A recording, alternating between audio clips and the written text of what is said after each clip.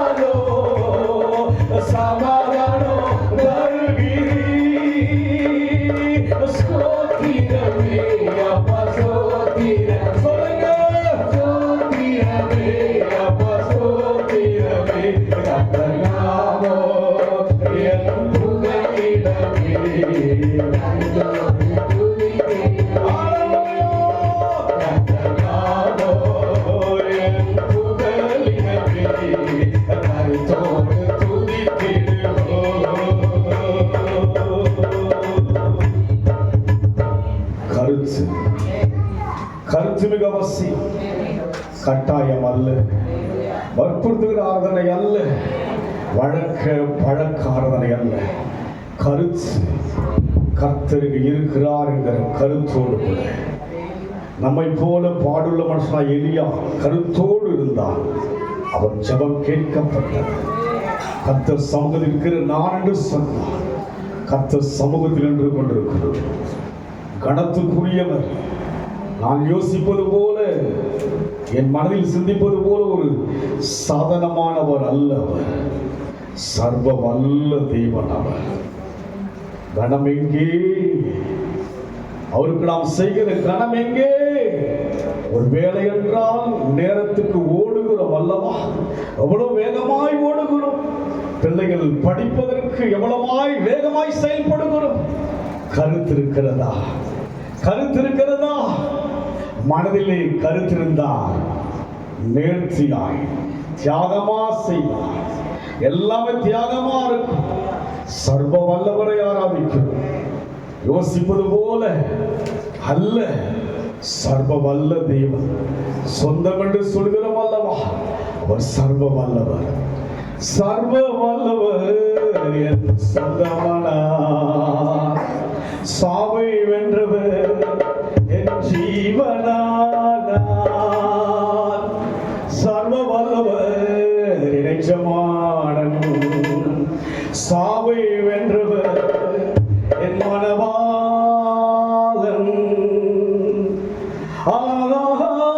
இது அதிசயம்தானே, ஓஹோ இது உண்மைதானே. தேவன் இருக்கிறார். உண்மை நமக்கு சொந்தமானவள் சொன்னா தைரியமாய் பாடலாம். சர்வ வல்லவர் என் சொந்தமானார். சாவை வென்றவர் என் ஜீவன. சொல்லுங்க, சாவை வென்றவர் என் ஜீவனானார். இது அதிசயம்தானே, ஓஹோ இது உண்மைதானே.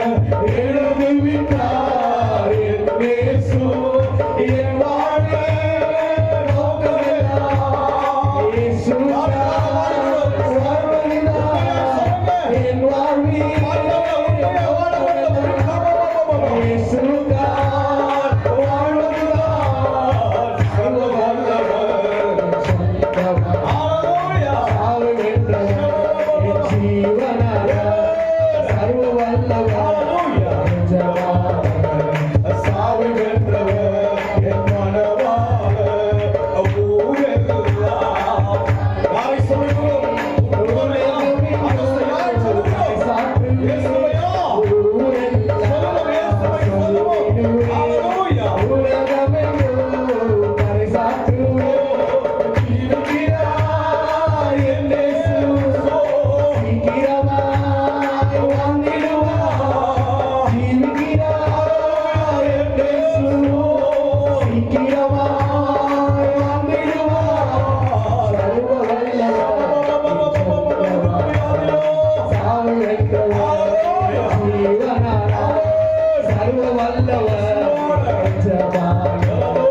சாவை வென்றவர் என் யார்? எந்த உறவில் அவர் இருக்கிறார்? எல்லா உறவை போல அவர் இருக்கிறாரா? இல்லை.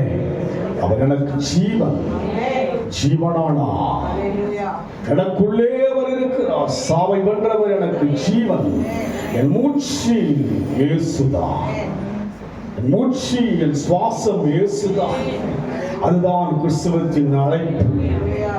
கிறிஸ்து எனக்கு ஜீவன் என்று சொன்னார். உண்மைதானா? உங்களுக்குள் நமக்குள் யார் இருக்கிறார்? ஜீவனாய் தேவன் இருக்கிறாரா?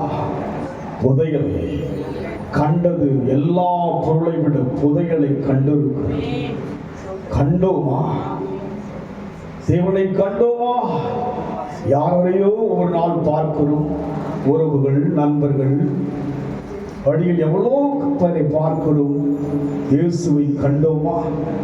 இயேசுவை கண்டோமா?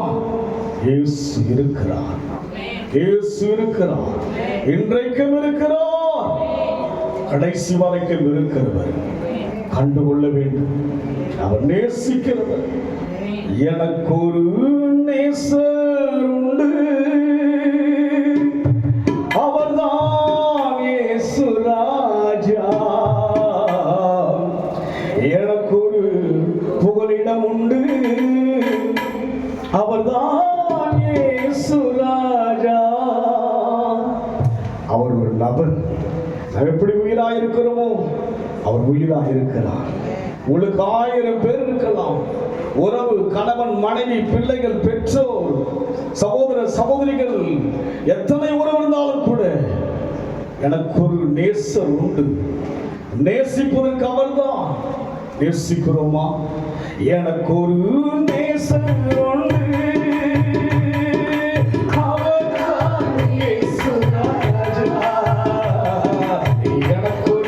புகலிடம் உண்டு.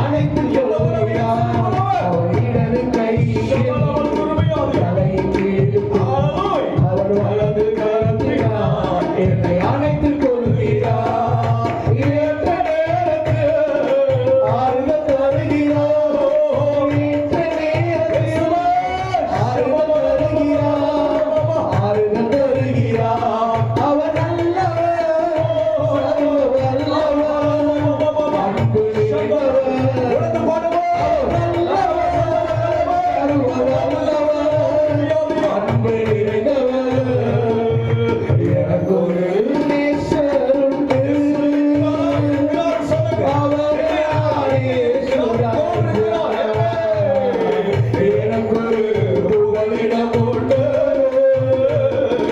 அவர்தான் இயேசு ராஜா.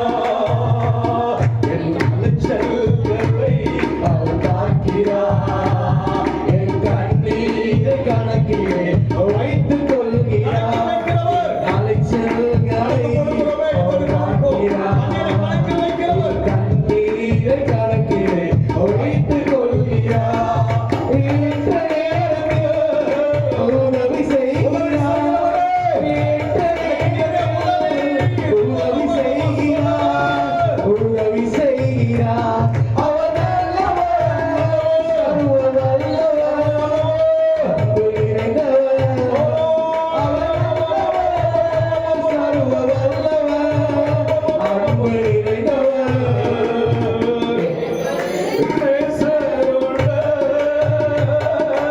அவர்தான் இயேசு ராஜா.